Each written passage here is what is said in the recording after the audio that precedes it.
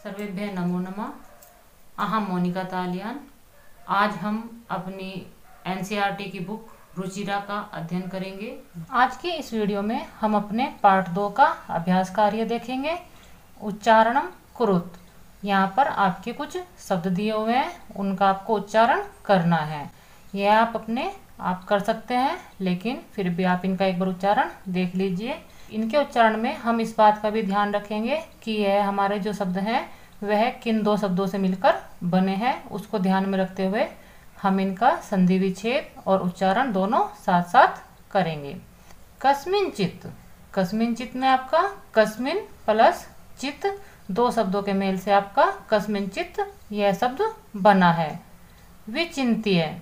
विचिंत्य आपका वि उपसर्ग, चिंत्य आपका शब्द है और आपका लैप इसमें प्रत्यय है, तो आपका इस प्रकार यह विचिंत्य शब्द बना है। साध्विदम। साध्विदम का यदि हम संधि विच्छेद करें तो इसमें आपका साधु प्लस इदम दो शब्द आपके इसमें बने हैं। सुधार्तः। सुधार्तः आपका सुधा प्लस आर्तः यह आपके दो शब्दों के मेल से बना है। एतच्छ्रुवा आपका जो शब्द है वह आपके एतत् प्लस श्रुवा, इस प्रकार यह दो शब्दों के मेल से बना है। यह जो आपका शब्द है इसमें आपके बहुत सारे शब्दों का मेल है, आप उसको भी देख लीजिए। भय संत्रास्त मनसाम। यहाँ आपका भय एक अलग शब्द है, संत्रात आपका अलग पद है और मन मनसाम में आपकी विभक्ति का प्रयोग होके यह आपका मन अलग शब्द है। सिंह पद पद्धति। यहाँ पर आपके सिंह पद पद्धति तीन शब्दों का मेल है। इसका जो अर्थ है वह है आपके शेर के पैरों के निशान। सम आह्वानम। इसमें आपका सम उपसर्ग के साथ आह्वानम आपका शब्द है। प्रतिध्वनि। प्रतिध्वनि में आपका प्रति उपसर्ग है और ध्वनि आपका शब्द है। इस प्रकार आप अपने इन शब्दों का उच्चारण सीख जाएंगे। एक या दो बार आप भी स्वयं इनका उच्चारण कीजिए तो आप इसका उच्चारण बहुत ही आसानी से कर सकते हैं। प्रश्न संख्या 2 है आपकी। एक पदेन उत्तरम लिखत। एक पद में आपको उत्तर लिखना है। यहाँ पर जो आपके प्रश्न दिए हुए हैं इनका उत्तर आपको एक पद में लिखना है। यह कार्य आपका किया हुआ है, आप इसको समझ लीजिए, क्योंकि जब तक आप अपने प्रश्न का हिंदी में अर्थ नहीं समझते हैं तो आपको उसका नहीं पता होता कि आपको उसका क्या उत्तर देना है। आप अपने प्रश्नों की हिंदी भी समझ लीजिए। सिंहस्य नाम किम। शेर का क्या नाम है। यहाँ पर आपको एक पद में इसका उत्तर देना है, तो इसका उत्तर होगा खर नर खरहा। यह आपके शेर का नाम है जो आपको इस प्रश्न के उत्तर में लिखना है। गुहायाः स्वामी कहाँ आसीत। गुफा का स्वामी कौन था, तो इसके लिए आप अपने प्रश्न का उत्तर देंगे दधिपुच्छः सृगालः। जो दधिपुच्छ नाम का सृगाल था वह गुफा का स्वामी था, तो आप अपने उत्तर में दधिपुच्छः सृगालः लिखेंगे। सृगालः आपका इस प्रकार भी लिखा होता है और आपकी बुक में आपका जो सृगाला लिखा हुआ है वह आपका इस रूप में लिखा हुआ है, तो आप दोनों में से कोई भी अपने उत्तर में लिख सकते हैं। सिंहः कस्मिन् समय गुहायाः समीपे आगतः। शेर किस समय गुफा के समीप आता है, तो यह आपने पाठ में पढ़ चुके हैं। शेर गुफा के समीप सूर्यास्त के समय आता है, तो इसका उत्तर होगा आपका सूर्यास्त। हस्तपाद आदि का क्रिया के सामना प्रवर्तते। जो हाथ पैरों की क्रियाएं हैं वह किसके कारण प्रभावित होती है, या हाथ पैर जो है क्रिया करने किस कारण बंद कर देते हैं, तो केसाम के स्थान पर आप अपने एक पद में उत्तर देंगे भय भीतानाम। भय के कारण। गुहा केन प्रतिध्वनिता। गुफा किसके कारण प्रतिध्वनि करती है। जो गुफा है वह किसके द्वारा या किस कारण से प्रतिध्वनि अर्थात गुंजयमान होती है, तो इसका उत्तर है आपका सिंहः गर्जनेन। शेर के गर्जने से। आपका प्रश्न संख्या 3 है। पूर्ण वाक्येन उत्तरत। यहाँ पर आपको पूर्ण वाक्य में उत्तर देना है। इससे पहले जो आपने प्रश्न किया है वह आपका एक पदेन, अर्थात जो आपको उत्तर देना था उसका एक पद में देना था, लेकिन यहाँ पर आपको अपने इन प्रश्नों का उत्तर आपको पूर्ण वाक्य में देना है। पूर्ण वाक्य में आप अपने जो आपके प्रश्नवाचक शब्द हैं इनके स्थान पर अपने उत्तर को लिखेंगे। शेष जो आपके शब्द हैं प्रश्न में वह आप अपने उत्तर में ऐसे ही लिख लेंगे। यह कार्य आपका कुछ दीर्घ रूप में है, इसके उत्तर आपके यहाँ पर नहीं लिखे जा सकते थे, तो उनको मैंने अलग से लिखा हुआ है। आप एक बार उनको देख लीजिए, फिर हम अपने पूर्ण वाक्य वाले प्रश्नों को उसी में करेंगे और समझेंगे। आपके पूर्ण वाक्य वाले उत्तर मैंने यहाँ पर अलग से किए हुए हैं, क्योंकि बुक में आपके सामने इतना स्पेस नहीं था कि मैं आपके वहाँ पर इन प्रश्नों के उत्तर लिख पाती। तो आप इनको यहाँ पर देख लीजिए।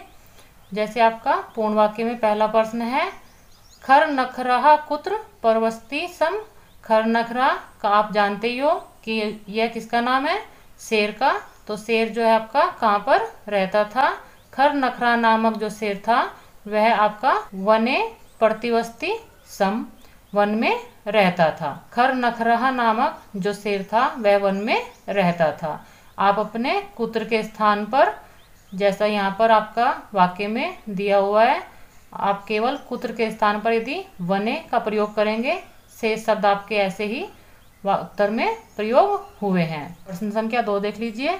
महतीम गुहायाम दृष्ट्वा सिंहः किम अचिंत्यत। बड़ी गुफा को देखकर शेर क्या सोचता है। जैसा मैंने आपको अभी समझाया है कि आप अपने प्रश्नवाचक शब्द के स्थान पर अपना उत्तर लिखेंगे। शेष जो आपके वाक्य हैं उनको आप ऐसे ही अपने उत्तर में लिख लेंगे। यहाँ पर भी आप देखेंगे तो आपके सभी जो अन्य शब्द हैं वह आपके उत्तर में आए हुए हैं। महतीम गुहायाम दृष्ट्वा सिंहः अचिंत्यत नूनम एतस्याम गुहायाम रात्रौ कोऽपि जीवः आगच्छति अतः अत्रैव निगूढ़ो भूत्वा तिष्ठामि इति। यह आपका पूर्ण वाक्य वाले दूसरे वाले प्रश्न का उत्तर है। प्रश्न संख्या 3 देख लीजिए। सृगालः सृगालः, यहाँ पर मैंने आपके 2 बार सृगालः लिखा है, क्योंकि आपका जो सृगालः है वह इस रूप में भी लिखा जाता है और आपकी जो बुक में लिखा है वह आपका इस रूप में लिखा हुआ है। तो आप दोनों में से कोई भी लिख सकते हैं। सृगालः किम अचिंत्यत, सृगाल क्या सोचता है। सृगालः अचिंत्यत, सृगाल सोचता है। अहो विनिष्टो अस्मि, आज मेरा विनाश निश्चित है। नूनम अस्मिन बिले सिंहः अस्तिति तर्कयामि, निश्चित ही इस गुफा में शेर है, इस प्रकार वह सोचता है।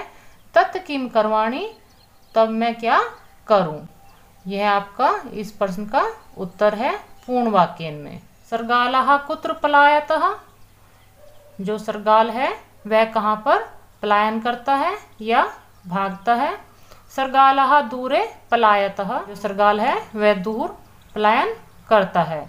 गुहा समीपम आगत्य सृगालः किम पश्यति, गुफा के समीप आकर जो सृगाल है वह क्या देखता है। गुहा समीपम आगत्य सृगालः सिंह पद पदति गुहायाम प्रविष्टा दृश्यन्ते न च बहिरागतः पश्यति। गुफा के समीप आकर जो सृगाल है वह शेरों के पैरों के चिन्ह देखता है, गुफा के अंदर जाते हुए, ना कि बाहर आते हुए। यह जो सृगाल है वह गुफा के समीप आकर देखता है। कहा शोभते, कौन सुशोभित होता है। यह अनागतम कुरुते सहा शोभते, जो विपत्ति के समय सोच विचार कर कार्य करते हैं वह सुशोभित होते हैं। यह आपके पूर्ण वाक्य वाले प्रश्नों के उत्तर मैंने यहाँ पर आपको अलग से लिखकर समझाए हैं। आप इनको अपनी कॉपी में कर सकते हैं। पूर्ण वाक्य वाले प्रश्न करने के बाद आप अपने प्रश्न संख्या 4 देख लीजिए। रेखांकित पदानि आधृत्य प्रश्न निर्माणम कुरुत, जो आपके यह रेखांकित पद हैं इनके स्थान पर आप अपने प्रश्न निर्माण वाले जो आपके किम सर्वनाम वाले शब्द रूप हैं तीनों ही लिंगों में, उनको आप याद कर लीजिए, क्योंकि प्रश्न निर्माण में आपके वे ही सहायक होते हैं। किम सर्वनाम से अलग आपके जो अव्यय पद हैं पर्सनवाचक शब्दों में, उनको भी आप देख लीजिए।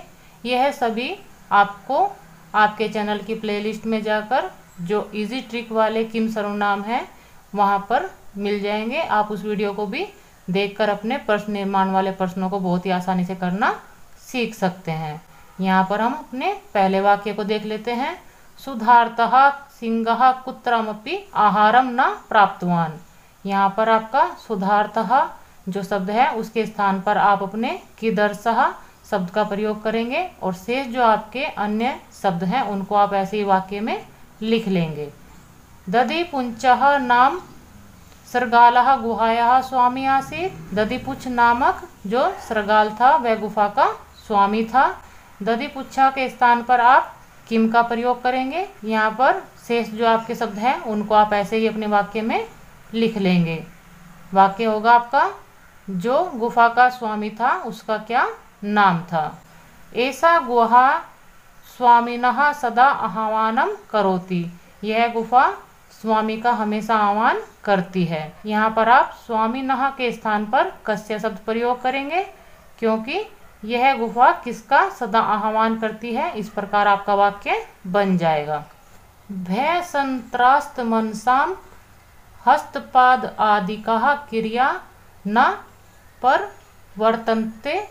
जो ये आपका वाक्य है इसमें आपका रेखांकित पद जो है हस्तपाद आदि का यह वाला पद है। इसके स्थान पर आप अपने काहा शब्द का प्रयोग करेंगे। शेष आप जो आपके शब्द हैं उनको आप वैसे ही वाक्य में लिख लेंगे। आह्वानेन सरगालः बिले परविश्य सिंहस्य भोज्यम भविष्यति। इस वाक्य में आपका बिले जो है रेखांकित पद है उसके स्थान पर आप अपने कस्मिन शब्द का प्रयोग करेंगे। आह्वान के द्वारा सरगाल जो सरगाल है वह किस में प्रवेश करके शेर का भोजन होगा। यह आपके वाक्य का अर्थ हो जाएगा अपने प्रश्नवाचक शब्दों का प्रयोग करने के बाद। यहाँ पर आपका प्रश्न संख्या 5 है।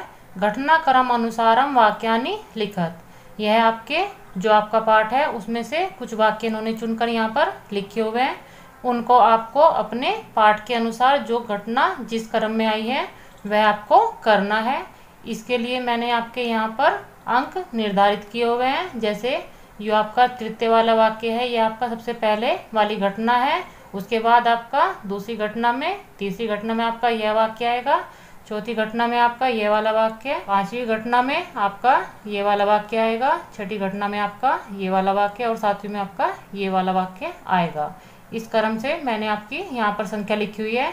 उसी क्रम में आप अपने इन वाक्यों को लिखकर इस प्रश्न को कर सकते हैं। आपका प्रश्न संख्या 6 है। यथा निर्देशम उत्तरत।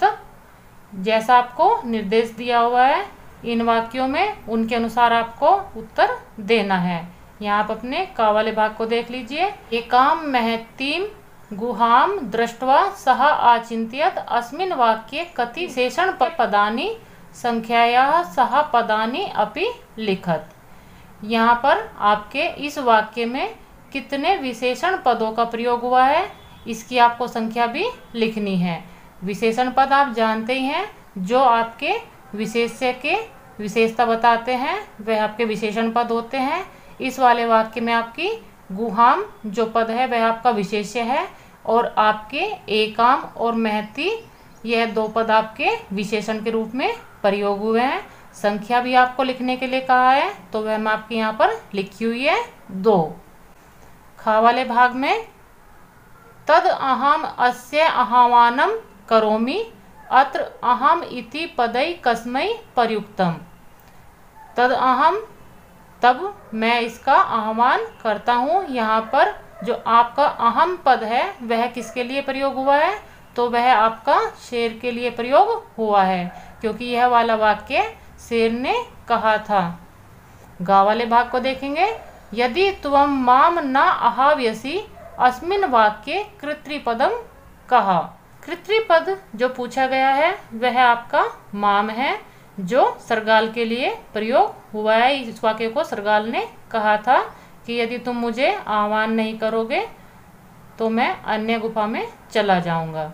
तो इस वाक्य का आपका जो कृति पद है वह माम है और सृगाल इसका वक्ता है। घा वाले भाग में है सिंह पद पदति गुहायाम प्रविष्टा दृश्यते। इस अस्मिन वाक्य क्रियापदम किम, इस वाले वाक्य में आपका क्रियापद क्या है? तो जो आपका दृश्यते पद है वह आपका क्रियापद है। अंतिम देख लेते हैं। वने अत्र संस्थस्य समागतः जरा अस्मिन वाक्य अव्ययपदम किम, यह जो आपका वाक्य दिया हुआ है इस वाक्य में आपका अव्ययपद कौन सा है यह आपको बताना है। इस वाले वाक्य में आपका अत्र जो है वह आपका अव्ययपद है, क्योंकि अव्ययपदों के बारे में आप जानते हैं कि वह किसी के अनुसार भी अपने रूप का परिवर्तित नहीं करते।